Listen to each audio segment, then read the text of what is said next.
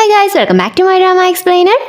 ഡോങ്മാന്റെയും ഏറയുടെയും സോളിയുടെയും കുട്ടിക്കാലം കാണിച്ചുകൊണ്ടാണ് രണ്ടാമത്തെ episode start ചെയ്യുന്നത്. സാധാരണ എല്ലാ കുട്ടികളെയും പോലെ തന്നെ അമ്മയും കുട്ടിയും അച്ഛനും അമ്മയും അങ്ങനെയൊക്കെയാണ് അവരും കളിക്കുന്നത്. സോളിയാണ് അമ്മ, ഏറയാണ് അച്ഛൻ. അച്ഛൻ എന്ന പദവിയിൽ നിന്നും നിങ്ങൾക്ക് മനസ്സിലായിട്ടുണ്ടാവുമല്ലോ, അവരുടെ ഗ്യാങ്ങിന്റെ ലീഡർ ഏറയാണ്. ഡോങ്മാൻ വേദനയാക്കാതെ സോളിയെ കരയിക്കുന്നത് പതിവുള്ള പരിപാടിയായിരുന്നു, അതായത് അവളുടെ ടോയ്സ് പൊട്ടിച്ചിട്ടൊക്കെ. എന്നാൽ സോളി ഈ കരയുന്നതിനെല്ലാം ഡോങ്മാൻ കണക്ക് പറയാറുണ്ട്. ആ കണക്ക് പറയിക്കുന്നതാണെങ്കിലോ ഏറയോ ആയിരിക്കും. തല്ലിയും കുത്തിയും പിച്ചിയും എല്ലാം പ്രതികാരം ചെയ്യുന്ന കാര്യത്തിൽ ഏറെ പണ്ടേ ഇടിക്കുകയായിരുന്നു. ഇതാണ് ഫ്ലാഷ് ബാക്ക്. ഇനി പ്രസന്റിൽ എന്താ നടക്കുന്നേ നോക്കിയാലോ. ഡോങ്മാനെ വരച്ച വരയിൽ നിർത്തുന്നത് ഇപ്പോഴും ഏറെ തന്നെയാണ്, അതായത് പ്രസന്റിലും വലിയ മാറ്റമൊന്നും ഇല്ലാന്നർത്ഥം. ഡോങ്മാൻ ചെയ്യില്ല എന്ന് പറഞ്ഞിട്ടും ഏറെ അവളുടെ വീട്ടിലെ ആക്രി സാധനങ്ങൾ രാവിലെ തന്നെ ഡോങ്മാന്റെ കയ്യിൽ കൊടുക്കുവാണ് ചെയ്യുന്നത്. ഏറെ ഡോങ്മാനോട് റിക്വസ്റ്റ് ചെയ്യുവല്ല ചെയ്യുന്നത്, മര്യാദയ്ക്ക് ഇത് ഇവിടുന്ന് കൊണ്ടുപോക്കോ എന്ന വാണിംഗ് ആണ് കൊടുക്കുന്നത്. ഈ സമയത്ത് ബിസിനസ് ട്രിപ്പിന് പോകുന്ന ജൂമാന്റെ ലഗേജും പാക്ക് ചെയ്ത് ആ സാധനങ്ങളൊക്കെ കൈകാര്യം ചെയ്യാൻ പോകുന്നതിന് ഡോങ്മാനോട് മുൻകൂട്ടി ഒരു താങ്ക്സും പറഞ്ഞ് സോളി അവിടുന്ന് പോകുന്നു. ഈ സാധനങ്ങളുടെ കാര്യത്തിൽ നീ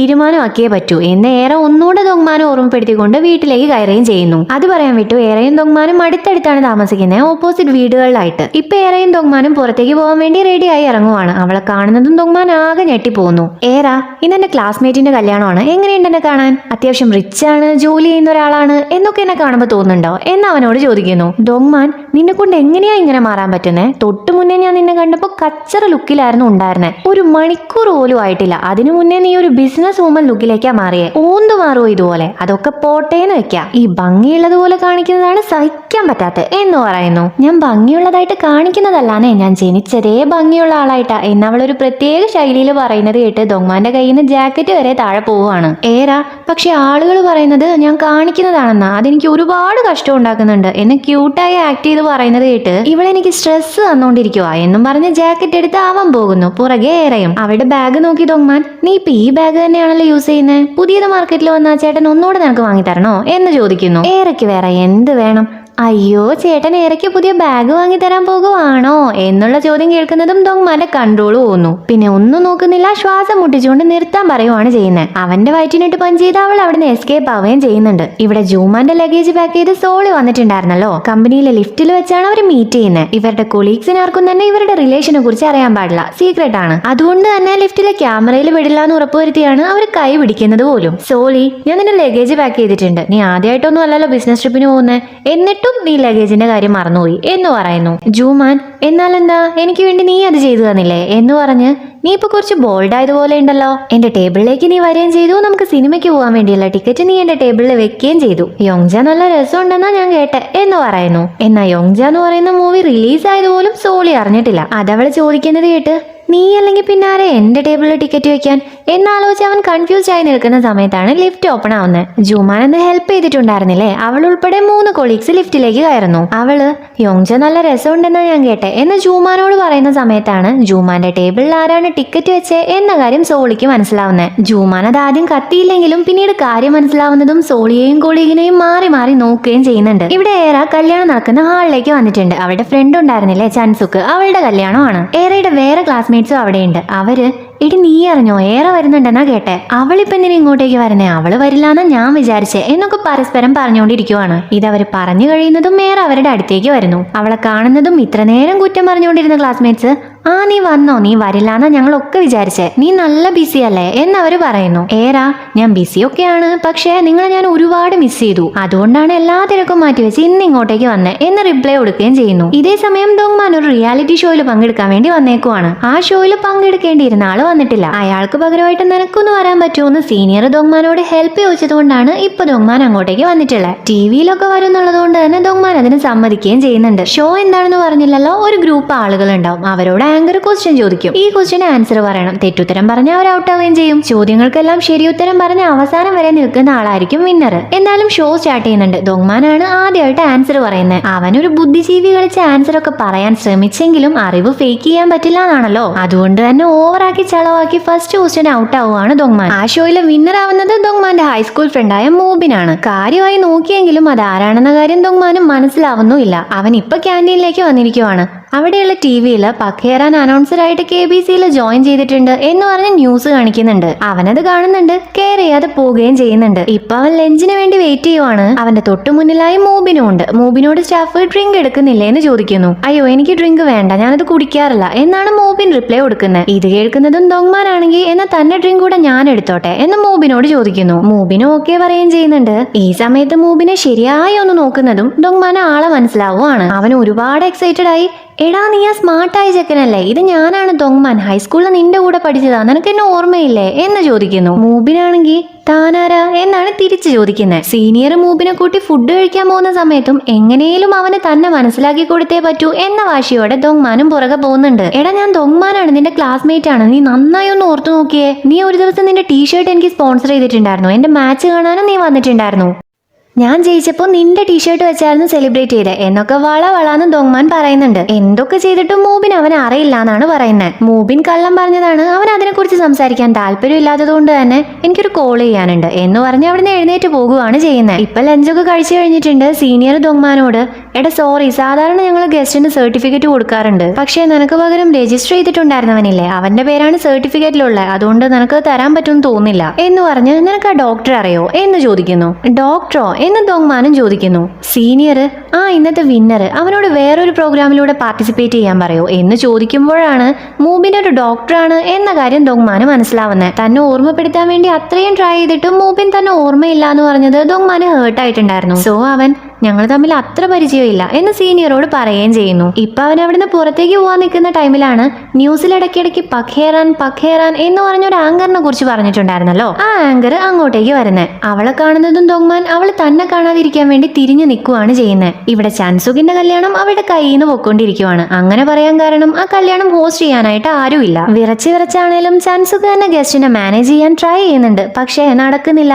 അത് കാരണം അവളുടെ ഹസ്ബൻഡിന്റെ വീട്ടുകാർ അവളെ എടുത്ത് കൊടയുന്നുണ്ട്. എനിക്കൊരു അനൗൺസറായ ഫ്രണ്ട് ഉണ്ട്, ഹോങ്കോങ്ങിലാണ്, കല്യാണം ഹോസ്റ്റ് ചെയ്യുന്ന കാര്യമൊക്കെ അവളെ നോക്കിക്കോളും എന്നൊക്കെയായിരുന്നു ചാൻസുക അവരോട് പറഞ്ഞിട്ടുണ്ടായിരുന്നത്. എന്നാൽ ഫ്ലൈറ്റ് ഡിലേ ആയത് കാരണം ആ ഫ്രണ്ടിന് ഇങ്ങോട്ടേക്ക് എത്താൻ സാധിച്ചിട്ടില്ല. അതാണ് ഇത്രയും വലിയ പ്രശ്നങ്ങൾക്കെല്ലാം കാരണമായത്. എന്ത് ചെയ്യണമെന്ന് അറിയാതെ ചാൻസുക കരയാറായ അവസ്ഥയിൽ എത്തിയിട്ടുണ്ട്. പ്രശ്നം ഗുരുതരാവാതിരിക്കാൻ വേണ്ടി അവളുടെ അമ്മ അവളോട് എന്നാ നീ അതിനു പകരം വേറെ വല്ലവരെയും കൊണ്ടുപോവാ എന്ന് പറയുന്നു. ഞാൻ ഈ ഒരു സമയത്ത് ഇപ്പൊ ആരെ കൊണ്ടുവരാനാ എന്ന് ചാൻസുക ചോദിക്കുകയും ചെയ്യുന്നു. ഇവിടെ ഇതേ സമയം ഏറെ അവളുടെ ക്ലാസ്മേറ്റ്സിന്റെ കൂടെ സംസാരിച്ചുകൊണ്ടിരിക്കുവാണ്. ഒരു ക്ലാസ്മേറ്റ് ഏറെയോട് നിനക്ക് ബോയ് ഫ്രണ്ട് ഉണ്ടോ എന്ന് ചോദിക്കുന്നു. ഉണ്ടായിരുന്നു, അവൻ എന്നെ ചീറ്റ് ചെയ്തു, അവന് വേറെ കൊച്ചുണ്ട് എന്നൊന്നും ഏറെക്ക് പറയാൻ പറ്റില്ലല്ലോ. അവള് ഞാൻ നല്ല ബിസിയാണ്, അതുകൊണ്ട് എനിക്ക് ഡേറ്റ് ചെയ്യാനുള്ള ടൈമൊന്നുമില്ല എന്ന് കള്ളം പറയുവാണ് ചെയ്യുന്നത്. ക്ലാസ്മേറ്റ്സ് ഞങ്ങൾക്ക് അറിയാം നീ ബിസിയാണെന്ന്, അതുകൊണ്ട് ഇനി നീയുള്ള സ്ഥലത്ത് ഞങ്ങൾ മീറ്റപ്പ് വെക്കാം, അതാവുമ്പോ ഞങ്ങളല്ലേ നിന്റെ അടുത്തേക്ക് വരുന്നേ, പിന്നെ മെമ്പർഷിപ്പ് ഫീ ആണെങ്കിൽ നീ മുഴുവൻ അടയ്ക്കേണ്ട, പകുതി അടച്ചാൽ മതി എന്ന് പറയുന്നു. ഏറെയുടെ കയ്യിൽ പണമൊന്നുമില്ല, പിച്ചക്കാരിയാണ് എന്ന പോലെയാണ് അവർ ഈ കാര്യങ്ങളെല്ലാം സംസാരിക്കുന്നത്. ക്ഷമിച്ചു നിൽക്കാനായിട്ട് ഏറെ ഒരുപാട് ട്രൈ ചെയ്യുന്നുണ്ട്, എന്നാൽ അവർ നിർത്തുന്നില്ല എന്ന് കാണുന്നതും നിങ്ങൾ എന്നോടുള്ള സ്നേഹം കൊണ്ട് പറയുന്നതാണോ അതോ എന്നെ ഇൻസൾട്ട് ചെയ്യുന്നതാണോ? എനിക്ക് ബോയ് ഫ്രണ്ട് ഇല്ല, ഞാൻ അബ്രോഡ് അല്ല പഠിച്ചത്, നിങ്ങളൊക്കെ പറയുന്നത് പോലെ ഫാൻസി ആയിട്ടുള്ള ജോബും എനിക്കില്ല, എന്ന് വെച്ച് ചാരിറ്റി ആവശ്യമുണ്ടെന്ന് നിങ്ങളോട് ഞാൻ പറഞ്ഞിട്ടുണ്ടായിരുന്നോ? ഇതൊന്നും ഇല്ലെങ്കിലും ഞാൻ ഓക്കെയാണ്, എന്റെ ലൈഫ് ഞാൻ എൻജോയ് ചെയ്യുന്നുണ്ട്, എന്റെ ജീവിതം എനിക്ക് ഇതുവരെ ഒരു കുറവായി തോന്നിയിട്ടില്ല, പിന്നെ നിങ്ങൾ എന്തിനാ ഇതുപോലെയൊക്കെ പറഞ്ഞുകൊണ്ടിരിക്കുന്നേ എന്ന് ചോദിക്കുന്നു. ക്ലാസ്മേറ്റ്സിനാണെങ്കിൽ എന്താ പറയണ്ടേന്ന് അറിയുന്നില്ല. അവളുടെ ക്ലാസ്മേറ്റ്സ് തന്നെ അവളെ താഴ്ത്തി കെട്ടാൻ ശ്രമിക്കുന്നത് കണ്ട് ഏറെക്ക് ഹേർട്ട് ആവുന്നുണ്ട്. സോ അവള് റെസ്റ്റ് റൂമിലേക്ക് പോകുവാണെന്ന് പറഞ്ഞ് അവിടുന്ന് പോകുന്നു. നാണം കെട്ടി ഇനി അവിടെ നിൽക്കണ്ടെന്ന് കരുതി ആ ഏരിയനെ അവള് പോകാൻ നിൽക്കുന്ന ടൈമിലാണ് ചാൻസുക്ക് ഓടിക്കരിച്ച് അവളുടെ അടുത്തേക്ക് വരുന്നതും എനിക്ക് നിന്റെ ഹെൽപ്പ് വേണം എന്ന് പറയുന്നതും. കുഞ്ഞതിലെ ഏറെയുടെ ആഗ്രഹം ആങ്കർ ആവലായിരുന്നു കേട്ടോ. അപ്പൊ ചാൻസുക്ക് എന്തിനാണ് ഏറെയുടെ ഹെൽപ്പ് യൂസ് ചെയ്യുന്ന മനസ്സിലായല്ലോ. അവളുടെ കല്യാണം ഹോസ്റ്റ് ചെയ്യാൻ വേണ്ടിയിട്ടാണ്, അതും ചാൻസുക്കിന്റെ കോളേജ് ഫ്രണ്ട് ഏറ എന്ന നിലയിലല്ല കേട്ടോ. ഹോങ്കോങ്ങിൽ പഠിച്ചു വളർന്ന സിൻഡി ചെങ് എന്ന പേരുള്ള ചാൻസുക്കിന്റെ ഫ്രണ്ടായ അനൗൺസർ എന്ന നിലയിലാണ് ഏറെ ഈ വെഡിങ് ഹോസ്റ്റ് ചെയ്യേണ്ടത്. സ്വാഭാവികമായിട്ടും ഏറെ അതിന് സമ്മതിക്കുന്നില്ല. സംഗതി ആൾമാറാട്ടവുമാണ്. ഏറെയല്ല സിൻഡി ചെങ് എന്ന കാര്യം അവളുടെ ക്ലാസ്മേറ്റ്സിന് എല്ലാവർക്കും അറിയുകയും ചെയ്യാം. ചാൻസുക്ക് നമ്മുടെ ക്ലാസ്മേറ്റ്സ് ഇതിനെക്കുറിച്ച് ഒരു അക്ഷരം പോലും മിണ്ടാതെ ഞാൻ നോക്കിക്കോളാം, പിന്നെ സിൻഡി ചെങ് ആരാണെന്നൊന്നും ഇവിടെ ആർക്കും അറിയത്തില്ല, ആർക്കും മനസ്സിലാവത്തുമില്ല, നിന്നെയും ഇവിടെയുള്ളവരെ ആദ്യമായിട്ടാണ് കാണുന്നത്, അതുകൊണ്ട് ഇതൊന്നും ഒരു വിഷയമേ അല്ല. ഇപ്പൊ ഇവിടെയുള്ളവരിൽ മൈക്ക് കണ്ട മുട്ട് വരയ്ക്കാത്ത ഒരേ ഒരാൾ നീ മാത്രമേ ഉള്ളൂ, ഒന്ന് ഹെൽപ്പ് ചെയ്യുക അല്ലെങ്കിൽ എന്റെ കല്യാണം ചാളാവും എന്ന് പറഞ്ഞിട്ടും ഏറെ സമ്മതിക്കാത്തത് കണ്ട് കോളേജിൽ പഠിക്കുന്ന സമയത്ത് നീ എന്റെ ബോയ് ഫ്രണ്ടിനെ തട്ടിയെടുത്തിട്ടുണ്ടായിരുന്നില്ലേ, അതിന് പ്രത്യുപകാരമായിട്ട് നീ ഇത് ചെയ്തേ പറ്റൂ എന്നാണ് അടുത്തതായിട്ട് പറയുന്നത്. പറയുന്നത്. ഇത് കേട്ട് അയ്യേ ഒന്നുകിൽ ഇന്ന് നിന്റെ കല്യാണമല്ലേ എന്നിട്ട് ഈ കാര്യമാണോ പറയുന്നേ എന്നേറെ ചോദിക്കുകയും ചെയ്യുന്നുണ്ട്. ചാൻസുക്ക് അവളെ കൊണ്ടുപോയി സിൻഡി ചെങ്ങിനെ പ്രിപ്പയർ ചെയ്ത് വെച്ച ഗൗണ് കാണിച്ചു കൊടുക്കുന്നു. ഏറെ സിൻഡി ചെങ്ങായാൽ ആ ഗൗണ് ഏറെക്കുള്ളതാണല്ലോ, അതാണല്ലോ അതിന്റെ ഒരു കിടപ്പുവശം. ചാൻസുക്ക് അത്രയും നേരം കൈയും കാലും പിടിച്ചിട്ടും സമ്മതിക്കാതിരുന്ന ഏറ ആ ഗൗണിൽ വീണു പോകുവാണ്. ഇപ്പൊ എല്ലാവരുടെ ഇടയിലൂടെ ആ ഗൗൺ ഇട്ട് നടന്നു വരുന്ന ഏറ ഈ വഴിയുടെ അവസാനം എന്നെ കാത്തൊരു മൈക്ക് അവിടെയുണ്ട്. ഇവിടെയുള്ള എല്ലാവരും എന്നിലാണ് ഫോക്കസ് ചെയ്തിരിക്കുന്നത്. ഇതുപോലൊരു സാഹചര്യത്തിൽ ഞാൻ നല്ല നെർവസ് ആവേണ്ടതാണ്, എന്നാ ഞാൻ ഒരുപാട് ഹാപ്പിയാണ്. ഈ മൈക്ക് ഞാൻ പിടിക്കുന്നതോടുകൂടെ ഈ ലോകം തന്നെ എന്റെ കീഴിലേക്ക് വരുവാണ് എന്ന് ഒത്തിരി എക്സൈറ്റഡ് ആയി അവള് ചിന്തിക്കുന്നു. കാരണം ഒരു ആങ്കർ ആവുക എന്ന് പറയുന്നത് ടീച്ചേഴ്സിന്റെ കണ്ണിൽ പൊടിയിടാൻ വേണ്ടി പറഞ്ഞൊരു കാര്യം ആയിരുന്നില്ല അവക്ക്. ആ ഒരു സ്വപ്നം അവൾക്ക് അവളുടെ ജീവിതം തന്നെയാണ്. ഒരുപാട് പ്രഷ്യസ് ആണ്. ഏറെ സംസാരിച്ചു തുടങ്ങുന്നതും ഓഡിയൻസിനെ എല്ലാം കയ്യിലെടുക്കുകയും ചെയ്യുന്നുണ്ട്. ഫംഗ്ഷൻ അറ്റൻഡ് ചെയ്യാൻ വേണ്ടി മൂബിനും അവിടെ എത്തിയിട്ടുണ്ട്. മൂബിനും ഏറെയും വേറെ സ്കൂളുകളിലായിരുന്നു പഠിച്ചത്, അതുകൊണ്ട് തന്നെ മൂബിനെ ഏറെ അറിയാൻ പാടില്ല കേട്ടോ. മൂബിന്റെ ഫ്രണ്ട്സ് ഈ ആങ്കർ ഹോങ്കോങ്ങിൽ നിന്നാണെന്നാ കേട്ടെ. സിൻഡി ചെങ് എന്ന പേര് ഗ്ലോബൽ ടാലന്റ് ആണ് എന്നൊക്കെ പറഞ്ഞ് സംസാരിക്കുന്നുണ്ട്. ഏറെയാണെങ്കിൽ മൈക്ക് കൈയിൽ പിടിച്ച് സംസാരിക്കാൻ തുടങ്ങുന്നതും അവളുടെ ആറ്റിറ്റ്യൂഡ് ആകെ മൊത്തം മാറുവാണ്. തന്റെ സംസാരം കൊണ്ട് ഓഡിയൻസിനെ ചിരിപ്പിക്കാനും ചിന്തിപ്പിക്കാനും സന്തോഷിപ്പിക്കാനും അവളെ കൊണ്ട് സാധിക്കുന്നുണ്ട്. ക്ലാസ്മേറ്റ്സിന്റെ കാര്യം പിന്നെ പറയേണ്ട ആവശ്യമില്ല, അവർക്കും ഏറെയുടെ പെർഫോമൻസ് ഒരുപാട് ഇഷ്ടാവുന്നു. തിരിച്ച് തന്റെ സീറ്റിൽ വന്നിരിക്കുന്ന സമയത്ത് ഏറെ ചാൻസുക്കിനോട് ഞാൻ നിന്റെ ബോയ് ഫ്രണ്ടിനെ തട്ടിയെടുത്തിട്ടൊന്നുമില്ല, എന്നാലും എന്നെ കൊണ്ട് പറ്റുന്ന രീതിയിൽ ഞാൻ പ്രത്യുപകാരം ചെയ്തിട്ടുണ്ട് എന്ന് പറയുന്നു. ചാൻസുക്കിനാണെങ്കിൽ കണ്ണീന്ന് ആനന്ദാശ്രു വന്നുകൊണ്ടിരിക്കുവാണ്. ഇതേ സമയം ദോങ്മാൻ അവന്റെ പാരന്റ്സിന്റെ വീട്ടിലേക്ക് വന്നിരിക്കുവാണ്. ബർത്ത്ഡേ ഗിഫ്റ്റ് ആയി നടുവേദനയ്ക്കുള്ള ഒരു ബെൽറ്റും അമ്മയ്ക്ക് വാങ്ങിയിട്ടുണ്ട്. അമ്മയ്ക്ക് ആ ബെൽറ്റ് ഒരുപാട് ഇഷ്ടാവുന്നുണ്ട്. എത്ര രൂപയായി എന്ന ചോദ്യവും ചോദിക്കുന്നുണ്ട്. ആ ഒരു ചോദ്യം അമ്മയുടെ വായന്ന് വീഴുന്നതും പിന്നീട് അച്ഛനാണ് അവനോട് ക്വസ്റ്റ്യൻസ് ചോദിച്ചുകൊണ്ടിരിക്കുന്നത്. അച്ഛൻ, നിനക്കിത് വാങ്ങാനുള്ള പണം എവിടുന്നാ കിട്ടിയേ? അതിന് നീ ജോലിക്ക് പോകുന്നുണ്ടോ? നീ ഒരു മാർഷൽ ആർട്ടിസ്റ്റ് അല്ലേ? നിനക്ക് തൈക്കോണ്ടോ അറിയില്ലേ? നിനക്ക് തൈക്കോണ്ടോ ഇൻസ്ട്രക്ടർ ആയിട്ട് വർക്ക് ചെയ്തൂടെ? നിനക്കറിയാവുന്ന ഫീൽഡിലുള്ള ജോലി ചെയ്തൂടെ എന്നൊക്കെയാണ് ചോദിക്കുന്നത്. ദോങ്മാൻ എന്റെ പേര് നെറ്റിൽ സെർച്ച് ചെയ്യുന്ന സമയത്ത് 2007 നവംബർ 3 ന്യൂസാണ് വരുന്നത്. അതുപോലെ ഒരാളടുത്തേക്ക് ഏത് കുട്ടികൾ പഠിക്കാൻ വരുമെന്നാ പറയുന്നത്? എനിക്ക് നന്നായി അറിയാവുന്ന ഒരു കാര്യം തൈക്കോണ്ടോ ആണ്. അതുകൊണ്ട് തന്നെ വേറൊരു ജോലി ചെയ്ത് പണം ഉണ്ടാക്കുക എന്ന് പറയുന്നത് അത്ര ഈസി ആയിട്ടുള്ള ഒരു കാര്യമല്ല.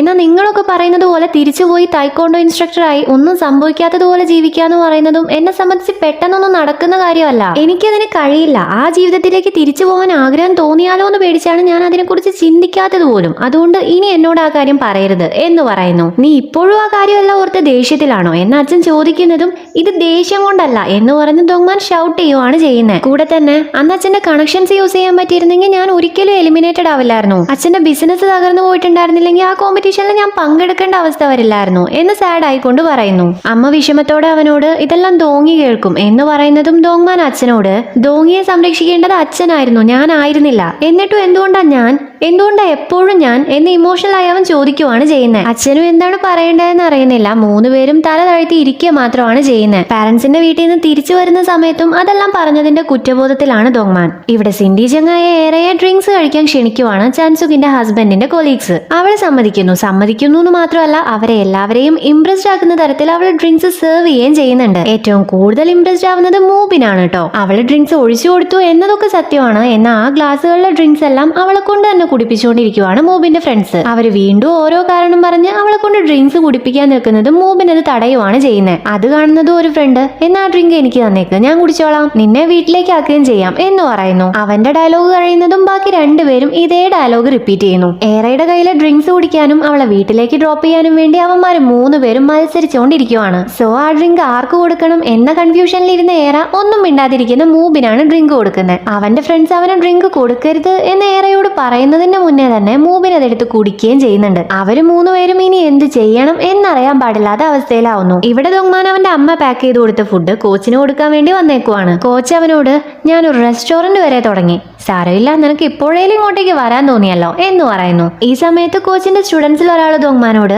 നിങ്ങൾക്കൊരു ലെജൻഡറി കിക്ക് ഉണ്ടെന്നാണല്ലോ ഞാൻ കേട്ടെ എന്ന് പറയുന്നതും നമുക്കൊരു മാച്ച് വെച്ചാലോ, കുറച്ച് മൂവ്സ് നിങ്ങളുടെ കയ്യിൽ നിന്ന് പഠിക്കണം എന്ന് എനിക്ക് നല്ല ആഗ്രഹമുണ്ട് എന്ന് പറയുന്നു. ദോങ്മാൻ ചിരിക്കുവാണ് ചെയ്യുന്നത്. ഞങ്ങളുടെ കോച്ച് നിങ്ങൾ തിരിച്ചു വരണം എന്ന് ഒരുപാട് ആഗ്രഹിക്കുന്നുണ്ട്. അത്രയ്ക്ക് ആഗ്രഹിക്കാൻ വേണ്ടിയിട്ട് നിങ്ങൾക്ക് എന്ത് ടാലന്റ് ആണ് ഉള്ളത് എന്നറിയാൻ വേണ്ടിയിട്ടായിരുന്നു. ഓ ശരിയാണ്, നിങ്ങൾ വെറുതെ ഫൈറ്റ് ചെയ്യാറില്ലല്ലോ അല്ലെ, ഞാനൊരു 1000 won ബെറ്റ് വെക്കാം, ഇനി പറ നമുക്കൊരു മാച്ച് വെച്ചാലോ എന്നാ സ്റ്റുഡന്റ് വീണ്ടും പറയുന്നു. ദോങ്മാൻ ആ സ്റ്റുഡന്റിന്റെ മുഖത്തേക്ക് പോലും നോക്കാതിരിക്കുവാണ്. കോച്ച് ആ സ്റ്റുഡന്റിനെ അവിടുന്ന് പറഞ്ഞയക്കാനും നോക്കുന്നുണ്ട്. സ്റ്റുഡന്റ് ദോങ്മാനോട് നിങ്ങളൊരു സാധാരണക്കാരൻ മാത്രമാണ്, എന്നാൽ ഞാൻ അങ്ങനെയല്ല, ഞാനൊരു പ്രോയാണ്, നമ്മുടെ രണ്ടുപേരുടെ ലെവൽ സെയിം അല്ല, സോ ഫൈറ്റിന്റെ കാര്യം മറന്നേക്ക് എന്ന് പറഞ്ഞ് പോകുന്നതും ദോങ്മാൻ ഒന്ന് ആലോചിച്ച് ഓക്കെ നമുക്ക് ഫൈറ്റ് ചെയ്യാം എന്ന് പറയുന്നു. കോച്ച് ഷോക്കാവുന്നു. വർഷങ്ങൾക്ക് ശേഷമാണ് ദോങ്മാൻ റിങ്ങിലേക്ക് കയറുന്നത്. കോച്ച് ഒരുപാട് ഹാപ്പിയാണ്. എന്നാൽ സേഫ്റ്റിക്ക് വേണ്ട ഒരു സാധനവും വേണ്ട എന്നാണ് ദോങ്മാൻ ആദ്യമേ പറയുന്നത്. അല്ലെങ്കിൽ നിനക്ക് ഇതിന്റെ ആവശ്യമൊന്നുമില്ല എന്ന് കോച്ച് പ്രൗഡായി പറഞ്ഞ് റിങ്ങിൽ നിന്ന് ഇറങ്ങുവാണ്. മാച്ച് സ്റ്റാർട്ട് ചെയ്യുന്നു. സ്റ്റുഡന്റിനെ ദോങ്മാൻ മലർത്തി അടിക്കുമായിരിക്കും എന്നാണ് കോച്ച് വിചാരിച്ചത്. എന്നാൽ കോച്ച് വിചാരിച്ചതുപോലെയൊന്നും അല്ല കാര്യങ്ങൾ മുന്നോട്ട് പോകുന്നത്. ദോങ്മാന് തിരിച്ച് ഫൈറ്റ് ചെയ്യാൻ പറ്റുന്നില്ല. അവൻ അടി വാങ്ങുവാണ് ചെയ്യുന്നത്. കോച്ച് അതുകൊണ്ട് തന്നെ മാച്ച് സ്റ്റോപ്പ് ചെയ്യാൻ പറഞ്ഞ്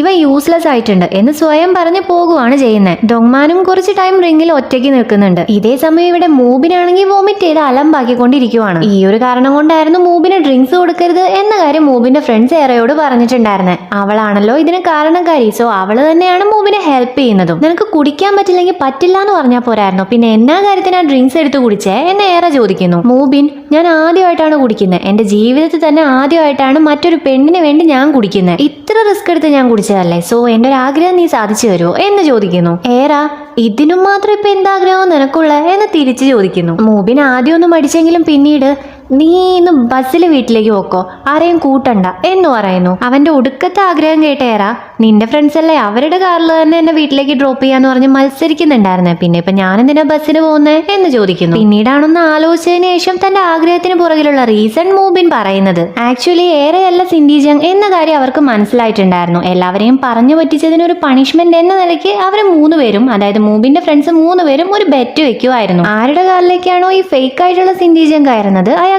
1 മില്യൺ കിട്ടും. അതായിരുന്നു ബെറ്റ്. കാറിലേക്ക് കയറ്റിയ 1 മില്യൺ എന്ന് മാത്രമേ ആദ്യം ബെറ്റ് ഉണ്ടായിരുന്നുള്ളൂ. എന്നാൽ അവളുടെ കൂടെ ഡ്രിങ്ക്സ് കുടിച്ചുകൊണ്ടിരിക്കുന്ന സമയത്ത് അവളെ ഹോട്ടലിലേക്ക് കൊണ്ടുപോയാൽ 2 മില്യൺ കൂടെ കിട്ടുന്നതായിരിക്കും എന്ന് പറഞ്ഞ് ബെറ്റ് മാറുവാണ്. അതിന്റെ ഇടയിൽ ഒരുത്തൻ ഹോട്ടലിലേക്കൊന്നും കൊണ്ടുപോകാനുള്ള സ്റ്റാൻഡേർഡ് വെക്കില്ല, വേണമെങ്കിൽ വല്ല മോട്ടലിലേക്കും കൊണ്ടുപോവാം എന്ന് പറയുന്നുണ്ട്. അത് മാത്രമല്ല പിന്നീട് അങ്ങോട്ട് വളരെ വളരെ മോശമായിട്ടുള്ള രീതിയിലാണ് ഏറെയെ കുറിച്ച് അവർ സംസാരിക്കുന്നത്. അവരുടെ മൂന്നുപേരുടെയും ചാറ്റ് മൂബിൻ അവർക്ക് കാണിച്ചു കൊടുക്കുന്നതും ഏറെ ഷോക്കായി പോകുവാണ്. അവള് മൂബിനോട് കൂടുതലൊന്നും പറയുന്നില്ല, നീ പുറത്തേക്ക് നിന്നോ, ഞാനിപ്പോ വരാം എന്നാണ് പറയുന്നത്. പണവും പദവിയും ഒന്നും ഇല്ലാത്തത് കൊണ്ട് തന്നെ തന്നെ ഒരു ടോയ് ആയിട്ടായിരുന്നു അവർ കണ്ടിട്ടുണ്ടായിരുന്നത് എന്ന് മനസ്സിലാവുന്നതും ഏറാകെ തകർന്നു പോകുവാണ്. ഇനി അവരെ എങ്ങനെ ഫേസ് ചെയ്യണമെന്നും അവൾക്ക് മനസ്സിലാവുന്നില്ല. സോ അവള് ഫോൺ എടുത്ത് നേരെ ദോങ്മാന് കോൾ ചെയ്യുവാണ്. അവൻ കോൾ അറ്റൻഡ് ചെയ്യുന്നതും നീ ഒന്ന് എന്നെ പിക്ക് ചെയ്യാൻ വരുമോ, ഞാനാകെ നാണം കെട്ട് നിൽക്കുവാണ്, എനിക്ക് ഇവിടുന്ന് ഒറ്റയ്ക്ക് വരാൻ പറ്റുമെന്ന് തോന്നുന്നില്ല എന്നവള് സങ്കടത്തോടെ പറയുന്നു. പിന്നെ ഞാനെന്താ നിന്റെ ഡ്രൈവറോ, എനിക്കാണെങ്കിൽ കാറ് പോലും ഇല്ല എന്നാണ് ദോങ്മാൻ ആദ്യം പറയുന്നതെങ്കിലും ഏറെയുടെ സൗണ്ടിലുള്ള വ്യത്യാസം കണ്ട് നിനക്കെന്താ പറ്റിയ, നീ എവിടെയുള്ള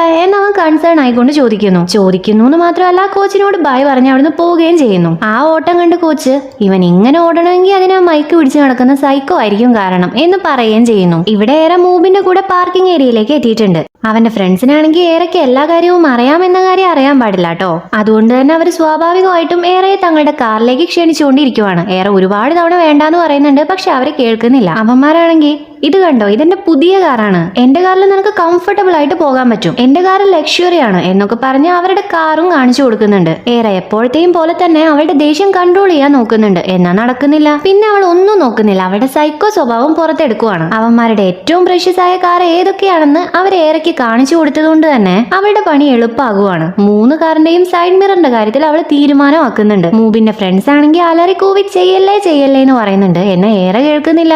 ഇത് കണ്ട് മൂബിനാണെങ്കിൽ ഒന്നുകൂടെ ഇംപ്രസ്ഡ് ആവുകയാണ്. അവളുടെ പണി കഴിഞ്ഞ് ഏറെ അവളുടെ പേരും വർക്ക് ചെയ്യുന്ന സ്ഥലവും പറഞ്ഞു കൊടുത്ത് നിങ്ങളുടെ കാറിന്റെ സൈഡ് മിറർ ഫിക്സ് ചെയ്യാൻ വേണ്ടിയിട്ട് നിങ്ങൾക്ക് ഏറ്റവും പ്രിയപ്പെട്ട നിങ്ങളുടെ 1 മില്യൺ ഇല്ലേ, അത് നിങ്ങൾക്ക് ഞാൻ തരാട്ടോ, എന്റെ അടുത്തേക്ക് വന്നാൽ മതി എന്ന് മാസായി പറഞ്ഞ് അവിടുന്ന് പോകുവാണ് ചെയ്യുന്നത്. എന്നാൽ മൂബിന്റെ ഒരു ഫ്രണ്ട് അവളെ പോകാൻ സമ്മതിക്കുന്നില്ല. അവര് തമ്മിൽ വാക്ക് തർക്കമാകുവാണ്. ആളുകൾ അവിടെ കൂടി നിൽക്കുന്നുണ്ട്. ഇവിടെ ഇപ്പൊ എന്താ സംഭവം എന്ന് ഒരു ഐഡിയയും ഇല്ലാതെ ദോങ്മാനും അങ്ങോട്ടേക്ക് എത്തിയിട്ടുണ്ട്. ഈ സമയത്ത് ഫ്രണ്ട് ഏറെയെ തല്ലുവാണ്. അവളെ നിലത്ത് വീഴുകയും ചെയ്യുന്നുണ്ട്. അത് ദോങ്മാൻ കാണുന്നതും അത് ഏറെയാണെന്ന് മനസ്സിലാവുന്നതും ദേഷ്യത്തോടെ അലറുന്നതും ഒരുമിച്ചായിരുന്നു. ഏറെ അവനെ ഈ സമയത്ത് അവിടെ എക്സ്പെക്ട് ചെയ്തിട്ടുണ്ടായിരുന്നില്ല. മൂബിനും കാര്യമായിട്ട് അവനെ നോക്കുന്നുണ്ട്. ഏറെ അവളുടെ ഷോക്കൊക്കെ മാറ്റി മൂബിന്റെ ഫ്രണ്ട്സിനെ അവരുടെ കാറിലേക്ക് കയറ്റാൻ നോക്കുവാണ്. കൂടെ തന്നെ പോലീസിനെ വിളിക്കാനും പറയുന്നുണ്ട്. എന്നാൽ അവർ അനുസരിക്കുന്നുമില്ല.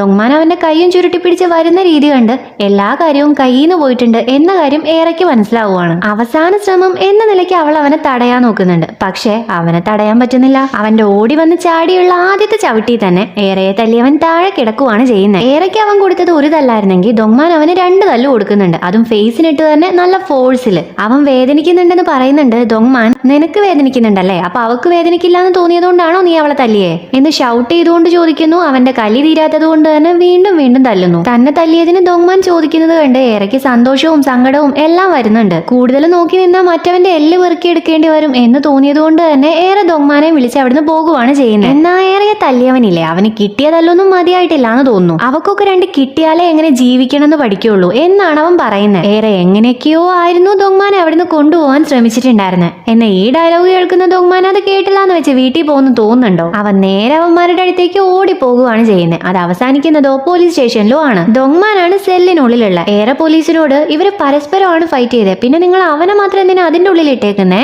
എന്ന് ചോദിക്കുന്നു. പോലീസ് അവനൊരു കോറല് പോലും സംഭവിച്ചിട്ടില്ല, എന്നാൽ ഇവർക്ക് പറ്റിയ പരിക്ക് നോക്ക്, ഇത് കണ്ട പരസ്പരം ഫൈറ്റ് ഉണ്ടാക്കിയതാണെന്ന് പറയൂ. അവൻ ഇവരെ തല്ലി എന്നല്ലേ തോന്നത്തുള്ളൂ. പിന്നെ ദൊങ്മാൻ ആരെ അടിച്ചാലും അത് കൊലപാതക ശ്രമമാണ്. മുൻ തൈക്കോണ്ടോ നാഷണൽ ടീമിലുള്ള ഒരാൾ എന്തിനാ സാധാരണക്കാരെ അടിക്കാൻ പോകുന്നേ എന്ന് ചോദിക്കുന്നു. ഇത് കേട്ട് മൂബിന്റെ ഫ്രണ്ട്സ് ഷോക്കായി. കണ്ടോ എനിക്ക് ഇവന്റെ അടി കിട്ടിയപ്പോഴേ തോന്നിയതായിരുന്നു ഇവൻ ഫൈറ്റ് ചെയ്യുന്ന ഒരുത്തനാണെന്ന്. ഞാൻ ഇത് സെറ്റിൽ ചെയ്യാൻ ഉദ്ദേശിച്ചിട്ടില്ല, പിന്നെ അവനെ മാത്രമല്ല ദാ ഇവളെയും പിടിച്ചകത്തിടണം എന്ന് ഏറെയെ ഉദ്ദേശിച്ചുകൊണ്ട് പറയുന്നു. ഇവളവരെ അടിക്കാനൊന്നും പോയിട്ടില്ല, സൈഡ് മിറർ പൊട്ടിച്ചിട്ടുണ്ടായിരുന്നു എന്ന് പോലീസിനോട് മൂബിൻ പറയുന്നു. ഈ സമയത്താണ് ദൊങ്മാന്റെ കോച്ച് അങ്ങോട്ടേക്ക് വരുന്നത്. വേറെ ആരെ വിളിക്കണമെന്ന് ഒരു ഐഡിയയും ഇല്ലാത്തത് കാരണമാണ് ദൊങ്മാൻ കോച്ചിനെ വിളിച്ചത്. കോച്ച് അവനെ വഴക്ക് പറയുമായിരിക്കും എന്നാണ് ദൊങ്മാൻ ആദ്യം വിചാരിച്ചത്. പക്ഷേ അങ്ങനെയല്ല സംഭവിക്കുന്നത്. നേരത്തെ റിങ്ങി കിടന്ന് തല്ലു കൊണ്ടവൻ ഇപ്പൊ 3 പേരെ അടിച്ചു പരത്തിയിരിക്കുന്നത് കണ്ട് കോച്ചിന് സന്തോഷമാണ് വരുന്നത്. ദൊങ്മാൻ ഇപ്പോഴും നല്ല അടിപൊളിയായിട്ട് ഫൈറ്റ് ചെയ്യാനുള്ള കഴിവുണ്ട്, അവൻ യൂസ്ലെസ് അല്ല എന്ന കാര്യം കോച്ചിന് മനസ്സിലാവുകയാണ്. എന്നാൽ മൂബിന്റെ ഫ്രണ്ട് ഇതെല്ലാം കണ്ട് ഇവന്മാർക്കെല്ലാം വട്ടാണ്, ഇത് ഞാൻ സെറ്റിൽ ചെയ്യാൻ ഉദ്ദേശിച്ചിട്ടില്ല, ഇവനെ ജയിലിലിടണം എന്ന് പറയുന്നു. കോച്ച് അതിന് ദേഷ്യത്തോടെ ചോദിക്കാൻ പോകുന്നതിന് ഫ്രണ്ട്, ഈ പൊട്ടനെ ജയിലിലിട്ടേ പറ്റൂ, അവൻ എന്നോട് പ്രശ്നം ഉണ്ടാക്കാൻ പാടില്ലായിരുന്നു, ഞാൻ ആരാണെന്നറിയോ, എന്റെ അങ്കിള് ജഡ്ജാണ് എന്ന് പറയുന്നു. ഇത് കേൾക്കുന്നതും കോച്ചിനെ തട്ടി മാറ്റിക്കൊണ്ട് ഏറെ കളത്തിലേക്ക് വരുവാണ്. ഫ്രണ്ട്സ് പേടിച്ചു പോകുന്നു. ദൊങ്മാനാണെങ്കിൽ ഏറെ ഒരു അൺപ്രഡിക്റ്റബിൾ ക്യാരക്ടർ ആയതുകൊണ്ട് തന്നെ ഇനി അവൾ അടുത്തത് എന്തായിരിക്കും ചെയ്യാൻ പോവുക എന്ന് പറയാൻ പറ്റില്ല. സോ ടെൻഷനായി നോക്കിക്കൊണ്ട് നിൽക്കുവാണ്. ഏറാ, നീ ആരാണെന്ന് നീ പറഞ്ഞു, ഞാൻ ആരാണെന്ന് നിനക്കറിയോ? ഒരിക്കലും നീ ഞാനുമായി പ്രശ്നം ഉണ്ടാക്കാൻ പാടില്ലായിരുന്നു, ഞാനൊരു ഭ്രാന്തിയാണ്. നീ എന്താ പറഞ്ഞ അവനെ ജയിലിലിടണം എന്നല്ലേ? ഒരു കുഴപ്പമില്ല, നീ ഒന്ന് അവനെ ജയിലിലേക്ക് അയച്ചു നോക്ക്. അന്ന് തൊട്ട് ഞാൻ മരിക്കുന്ന അന്ന് വരെ നിന്റെ ആ വൃത്തികെട്ട ചാറ്റില്ലേ, അത് ഞാൻ പ്രിന്റ് എടുത്ത് നിന്റെ ഹോസ്പിറ്റലിലെ എല്ലാവർക്കും നോട്ടീസ് അയക്കും. പേഷ്യൻസിനും ഡോക്ടേഴ്സിനും സ്റ്റാഫ്സിനും എല്ലാവരും അത് ദിവസവും കാണുകയും ചെയ്യും. പിന്നെ നിന്റെ കല്യാണത്തിന് ഞാൻ നിർത്തുമായിരിക്കും എന്നൊക്കെ നിനക്ക് തോന്നും, പക്ഷേ അങ്ങനെ ഒരിക്കലും സംഭവിക്കത്തില്ല. നിന്റെ കല്യാണവും കഴിഞ്ഞ് നിന്റെ കൊച്ചിന്റെ സ്കൂൾ മീറ്റിംഗിനടക്കം ഞാൻ ഈ സാധനം പ്രിന്റ് എടുത്ത് സെൻഡ് ചെയ്യും. അത്രയ്ക്കൊക്കെ തൊലിക്കെട്ടി ഉണ്ടെങ്കിൽ മാത്രം നീ അവനെ ജയിലിലേക്ക് അയച്ച് നോക്ക് എന്നല്ല അവള് ശ്വാസം പോലും വിടാതെ പറയുവാണ്. നാണം കെട്ട് നാറി നിൽക്കാൻ മാത്രമേ മൂബിന്റെ ഫ്രണ്ട്സിന് സാധിക്കുന്നുള്ളൂ. ഏറെയുടെ റിപ്ലൈ മൂബിന് ഒരുപാട് ഇഷ്ടാവുന്നു. കോച്ച് ദൊങ്മാനോട് നിനക്ക് എവിടുന്നാടാ ഇവളെ കിട്ടിയേ എന്ന് വിശ്വാസം വരാതെ ചോദിക്കുന്നത് കേട്ട് അവൻ ചിരിക്കുവാണ് ചെയ്യുന്നത്. ഏറെ വെറും വാക്ക് പറയുമല്ല, പറഞ്ഞ കാര്യങ്ങളെല്ലാം ചെയ്യുകയും ചെയ്യും എന്ന് ഈ കുറഞ്ഞ സമയം കൊണ്ട് മൂബിന്റെ ഫ്രണ്ട്സിന് മനസ്സിലായിട്ടുണ്ടായിരുന്നു. അതുകൊണ്ട് തന്നെ അവർ കേസ് സെറ്റിൽ ചെയ്യാൻ തീരുമാനിക്കുന്നു. തന്റെ വിവാഹത്തിന് വേണ്ടി മാറ്റിവെച്ച സേവിങ്സിൽ നിന്നുമാണ് ഏറെ കേസ് സെറ്റിൽ ചെയ്തത്. അതോർത്ത് സങ്കടത്തോടെ തല താഴ്ത്തി നടക്കുന്ന ദൊങ്മാനെ അവളെ പിടിച്ച് ഫുഡ് കഴിക്കാൻ കൊണ്ടുപോവാണ് ചെയ്യുന്നത്. ഒരുപാട് വർഷങ്ങൾക്ക് ശേഷമാണ് ദൊങ്മാൻ ഫൈറ്റ് ചെയ്യുന്നതും ഏറെ മയക്ക് പിടിക്കുന്നതും. ആ ഒരു കാര്യത്തിൽ അവർ രണ്ടുപേരും ഒരുപാട് ഹാപ്പിയാണ്. അതിനെക്കുറിച്ച് സംസാരിച്ച് ഫുഡ് കഴിച്ചുകൊണ്ടിരിക്കുന്ന സമയത്താണ് അടി കൊണ്ടത് കാരണം ഏറെക്ക് വേദനിക്കുന്നത്. ദൊങ്മാനാണെ സന്തോഷമെല്ലാം പോയി ദേഷ്യമാണ് ആ സമയത്ത് വരുന്നത്. ഏറെയോടുള്ള ദേഷ്യമല്ല, അവളെ തല്ലിയവനോടുള്ള ദേഷ്യമാണ്. അവനെ കൊല്ലുമായിരുന്നു വേണ്ട എന്നാണ് ദൊങ്മാൻ പറയുന്നത്. കൂടെ തന്നെ ഞാനൊരു നാണം കെട്ട ജീവിതം ജീവിക്കുന്നതിൽ എനിക്കൊരു പ്രശ്നവുമില്ല, പക്ഷെ നീ അതുപോലെ ജീവിക്കാൻ പാടില്ല, മറ്റുള്ളവരെ നിന്നെ താഴ്ത്തിക്കെട്ടാൻ നീ സമ്മതിക്കരുത് എന്നവൻ ഏറെയോട് പറയുന്നു. ഇത് കേട്ട ഏറ, എന്തുകൊണ്ടാ നിനക്ക് നിന്റെ ജീവിതം നാണം കെട്ടതാണെന്ന് തോന്നിയേ എന്ന് ചോദിക്കുന്നു. ദൊങ്മാൻ, നേരത്തെ അവൻ പറഞ്ഞിട്ടുണ്ടായിരുന്നില്ലേ ഒരു ബുദ്ധിയില്ലാത്ത അത്ലറ്റാണ് ഞാനെന്ന്, അത് സത്യമാണ്, ഞാൻ അത് തന്നെയാണ് എന്ന് സാഡായി പറയുന്നു. ഇത് കേട്ട ഏറ, നീ ബുദ്ധിയില്ലാത്ത അത്ലറ്റ് ആണെന്ന് പറഞ്ഞത് ഒരുപക്ഷെ ശരിയായിരിക്കാം, പക്ഷേ ഒരിക്കലും നീ കഴിവില്ലാത്തവനല്ല, നിനക്ക് ഒരുപാട് നേടാൻ പറ്റും, വലിയ വലിയ കാര്യങ്ങൾ അച്ചീവ് ചെയ്യാനും പറ്റും എന്ന് പറയുന്നു. പക്ഷെ എല്ലാവരും ചിന്തിക്കുന്നത് ഞാൻ കഴിവില്ലാത്തവനാണെന്നാണ് എന്ന് ദൊങ്മാൻ പറയുന്നത് കേട്ട് ഏറ, മറ്റുള്ളവർക്ക് ആർക്കും നിന്നെ അറിയില്ല, എന്നാൽ എനിക്ക് നിന്നെ 20 വർഷത്തോളമായിട്ട് അറിയാം, എനിക്കറിയാവുന്നതുപോലെ നിന്നെ വേറെ ആർക്കും അറിയില്ല. അവര് നിന്നെ കുറിച്ച് ചിന്തിക്കുന്നതും പറയുന്നതുമായിട്ടുള്ള എല്ലാ കാര്യങ്ങളും തെറ്റാണെന്നും തിരുത്തി കാണിക്കാനുള്ള കഴിവ് നിനക്കുണ്ട്, നിന്നെ കൊണ്ടത് ചെയ്യാൻ പറ്റുമെന്ന് എനിക്ക് നല്ല വിശ്വാസമുണ്ട് എന്ന് പറഞ്ഞ് മോട്ടിവേറ്റ് ചെയ്യുന്നു. ദൊങ്മാൻ ഏറയുടെ വേർഡ്സ് മോട്ടിവേഷൻ മാത്രമല്ല കംഫർട്ടും കൊടുക്കുന്നുണ്ട്. ഇപ്പൊ ഏറെ അവനോട് വരാൻ പറഞ്ഞു പോകുന്നതും ദൊങ്മാൻ അവളെ ഹഗ് ചെയ്യുവാണ്. ഏറെ ഷോക്കാവുന്നു. ബട്ടർഫ്ലൈസ് വന്നിട്ടൊന്നുമല്ല, ഇങ്ങനെ ഒരു പരിപാടി പതിവില്ലാത്തത് കൊണ്ടാണ്. സോളി കരയുമ്പോ നീ ഹഗ് ചെയ്യാറില്ലേ എന്ന് ദൊങ്മാൻ ചോദിക്കുന്ന സമയത്താണ് നീ അതിന് കരയുവാണോ എന്ന് വിശ്വാസം വരാതെ ഏറെ ചോദിക്കുന്നത്. ഏറെ അവനെ കംഫർട്ട് ചെയ്യുകയും ചെയ്യുന്നു. ഡോങ്മാൻ, നിനക്ക് ഈ കച്ചറകളുടെ കൂടെ ടൈം സ്പെൻഡ് ചെയ്യുന്നത് നിർത്താൻ പറ്റുമോ? എനിക്കിത് കാണുമ്പോൾ ദേഷ്യമാണ് വരുന്നത്. ഈ അടുത്തല്ല ഒരുത്തൻ നിന്നെ ചീറ്റ് ചെയ്തു പോയത് കാരണം നീ കരഞ്ഞു മോങ്ങി വീട്ടിലേക്ക് വന്നിട്ടുണ്ടായിരുന്നേ